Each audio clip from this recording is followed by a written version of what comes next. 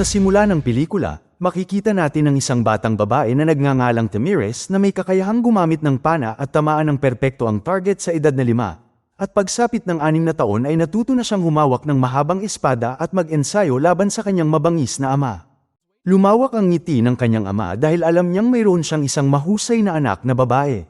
Sumunod ay umakyat siya sa bakal na trono ng kanyang ama at ipinahayag na tulad niya, siya ay magiging pinuno ng tribo ng Massagetay, na agad namang sinang-ayunan ng kanyang ama. Kinagabihan, nagkaroon si Tamires ng isang bangungot, isang leon na nagliliyab sa apoy ang lumapit sa kanya na handa na siyang lamunin ng buo. Ang kanyang ina ay namatay sa panganganak sa kanya kaya siya ay pumunta sa kanyang ama para kumalma. Ngunit kasabay nito ay ilang palaso ang tumama sa pintuan, nagsanib puwersa ang mga nasasakupan ng kanyang ama para ipagkanulo siya. Sa kritikal na sandali ay inutusan ng kanyang ama ang kanyang pinagkakatiwalaang tauhan na kunin si Tamires at tumakas. Naiwan siya at nakipaglaban ng mag-isa sa mga umaatake na sa kalaunan ay ikinamatay niya.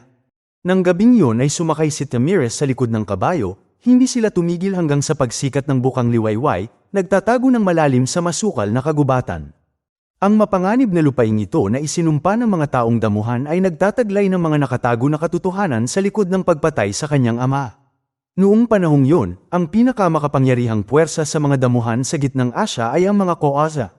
Sila ay mga kasamahan ng imperyo ng Persia na may nabuong produktibidad mula sa patubig ng lupang sakahan at pag-aalaga ng mga hayop. Dalawa sa mga dating nasasakupan ng kanyang ama na sina Cavus at Curton ay minsan siyang sinubukan na hikayatin na makipagkalakalan sa mga Koaza. Ngunit ang kanyang ama ay naniniwala na ang mga kinita mula sa pandarambong ay higit sa kita ng kalakalan. Dagdag pa niya ay hindi kailanman mapapakain ng ginto at pilak ang mga baka at tupa, at dahil sa kanyang mga sagot ay nagpasya sina Cavus at Curton na patayin siya. Si Tamires ay pinalaki ng pinagkakatiwalaang tauhan ng kanyang ama na kanyang tiyuhin, at ang nag-iisang layunin niya sa buhay ay naging paghihiganti, dahil para sa kanya ang paghihiganti ang tanging daan pabalik sa kanilang bahay. Sa kailaliman ng kagubatan, walang katapusan na nagsasanay ang kanyang maliit na katawan. Dahil wala na ang kanyang ama, nagagawa na niya ngayong gumamit ng pana nang walang natatanggap na tulong mula sa kahit na sino. Sa oras na naging dalubhasa na siya sa paggamit nito ng may perpektong katumpakan, siya ay naging isang dalaga na ngunit tila malayo pa rin ang paghihiganti. Sa tuwing magtatanong siya kung kailan sila lalaban, sasabihin lang sa kanya ng kanyang tiyuhin na darating din ang tamang panahon. Isang araw dahil hindi na makapaghintay pa at napapagod na sa pagtatago, lumabas siya sa kagubatan sa unang beses kung saan siya nakakulong ng napakatagal. Ngunit noong gabing yun ay muli niyang napanaginipan ang may pakpak na leon na purong itim, at muling naamoy ang papalapit na kamatayan. Tumakbo siya pabalik sa kagubatan sa takot ngunit nakita niya ang kanilang kampo na magulo. Ang mga babae ay dinukot at ang kanyang tiyuhin kasama ang kanyang mga tauhan ay pinatay. Kinontrol na naman siya ng galit, mag-isa niyang hinabol ang mga ito na determinadong patayin sila sa daan. Nang makita niya ang grupo ng mga mangangaso, naglakas loob siyang lumaban sa pamamagitan lamang ng kanyang palaso. Ang kanyang mga galaw ay matulin at perpekto, ang mga natatakot na matalo ay hindi kailanman mananalo at ang mga natatakot sa kamatayan ay hindi makakatagpo ng magandang wakas. Nilipol niya ang buong pangkat ng mga mangangaso at ipinaghiganti ang kanyang tiyuhin. Pagkatapos ay sumakay siya sa kanyang kabayo, ngunit ang mga sugat sa kanyang katawan ay pumipintig sa sakit at hindi nagtagal ay nawalan siya ng malay sa sobrang pagkawala ng dugo. Dinala siya ng kanyang kabayo sa teritoryo ng tribo ng Savage Dragon, kung saan iniligtas siya ni Sardana na anak na babae ng pinuno. Ngunit ang kanyang mga pinsala ay masyadong matindi, na kahit ang pari ng tribo ay wala nang magagawa pa. Matapos gawin ang lahat ng kanilang makakaya, umasa na lang sila sa kanyang kapalaran. Dahil sa kanyang pagnanais na gumanti, ang kanyang katawan ay himalang nakabawi pagkatapos ng mga araw na walang malay. Ang pinuno ng tribo ng Savage Dragon ay dating kaibigan ng kanyang ama, kaya pumayag itong kunin siya kapalit ng kondisyon na siya ay lalayo sa gulo.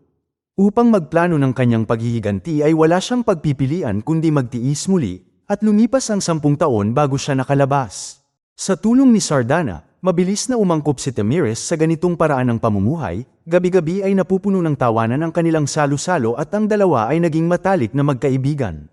Dumaan pa ang ilang taon ngunit hindi pa rin nakakalimutan ni Tamires ang nag-aalab na pagnanasa para sa paghihiganti. Sa huli ay humiga siya sa isang lugar na inaalala ang kanyang ina at nananabik sa kanyang ama. Kasabay nito ay lihim na nanumpa si Tamires na babawiin ang lahat ng dating pag-aari ng kanyang ama.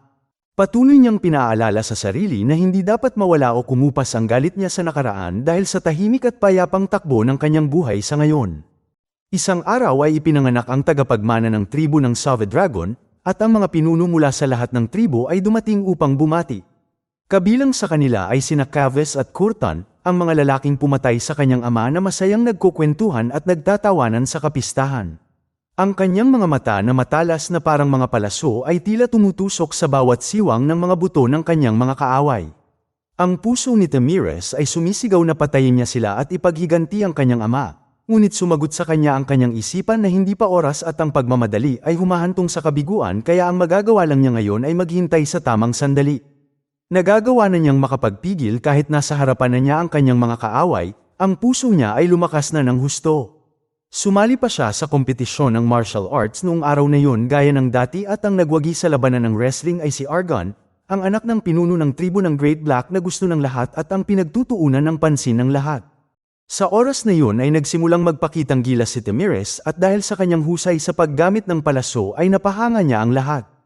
Ang mga papuri na natanggap niya ay hindi naiiba kay Argon, at sa sandaling matapos ang kompetisyon ay dumating si Argon upang makipag-usap sa kanya. Samantala ang mga pinuno ay nag-uusap, ang tribo ng Save Dragon ay matagal nang ginugulo ang mga Koaza. Sina Kaves at Kurtan na kumikilos bilang mga tagapamagitan ng ikatlong partido ay nais na makipag-ugnayan sa isang alyansa sa kalakalan sa pagitan ng dalawang panig. Ngunit ang Save Dragon tribe ay nakasanayan na ang pandarambong. Tulad ng ama ni Tamires ay tinanggihan ng pinuno ng Save ang panukalang kalakalan at pinalayas pa niya si Kaves at ang sugo ng Koaza sa pagpupulong sa mismong lugar. Nabigo ang negosasyon at mukhang nalalapit na ang isang malawakang digmaan. Noong gabing yun ay nagsimulang magplano ang pinuno ng Save at ang pinuno ng Great Black, ibinalita pa ang katotohanan na gusto ni Argon si Tamires. Pinag-usapan nila na kung ang tribo ng Great Black ay handang magpadala ng mga tropa kasama ang tribo ng Save Dragon upang patayin si Kaves, si Tamires ay maaaring maging bagong pinuno.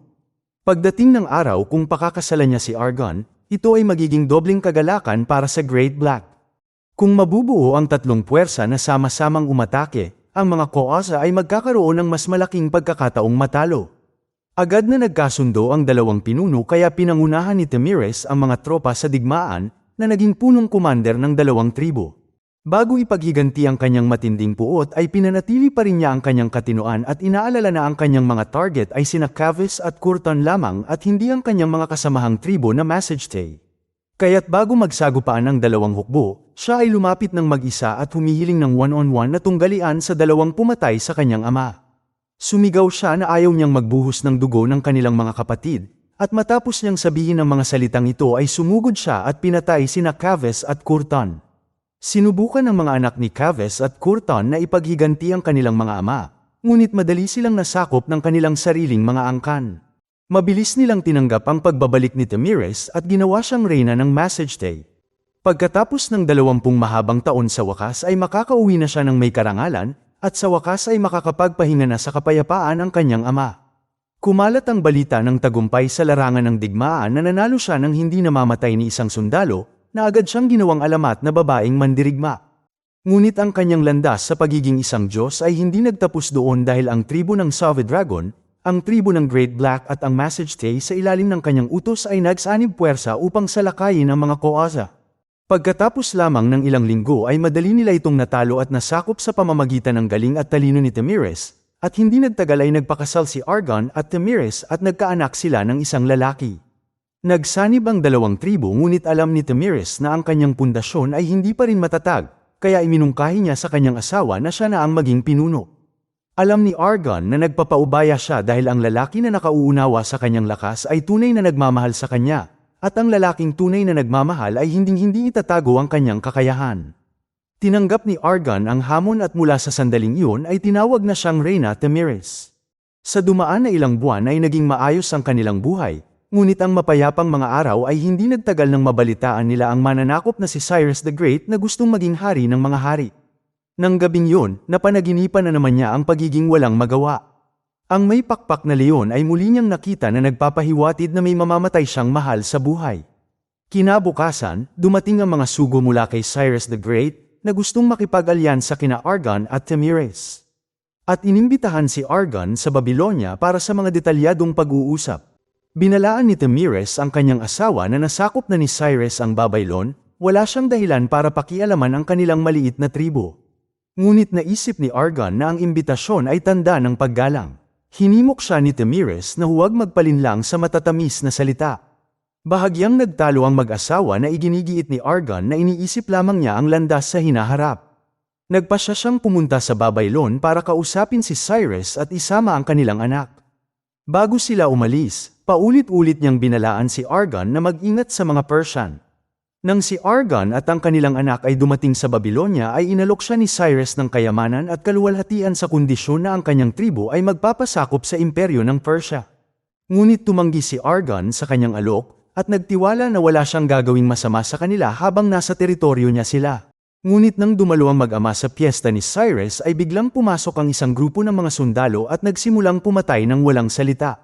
Kinabukasan ay nabalitaan niyang napatay ang kanyang asawa at anak, na puno ng pagnanais na gumanti ang kanyang mga mata, sapat na para manginig ang sinuman. Ang ilan sa pinuno ng mga tribo ay tumutol sa kanyang planong lumaban sa makapangyarihang imperyo ng Persia. Ngunit sinabi ni Tamires na kung babagsak siya ngayon, hindi magiging maganda ang kapalaran ng lahat sa hinaharap. Ang mga pinuno ay sumang-ayon na sumali sa labanan, at si Tamires ay naging punong commander muli. Inutusan niya ang mga manggagawa mula sa lahat ng tribo na magpanday ng mga sandata na bakal at baluti sa araw at gabi. Noong gabi bago ang labanan, muling nagpakita ang leon sa kanyang panaginip. Ngunit sa pagkakataong ito, wala nang mawawala sa kanya, nag-iisa na siya. Binunot niya ang kanyang maikling espada, determinadong labanan ang halimaw na matagal nang nagmumulto sa kanya.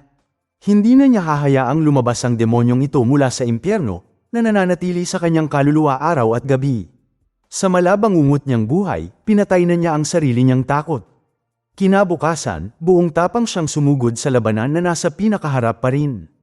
Alam ni Tamires na upang manalo sa digmaan na ito ay kailangan niyang patayin si Cyrus, at upang magawa ito ay gumawa ng isang malupit na diskarte si Tamires.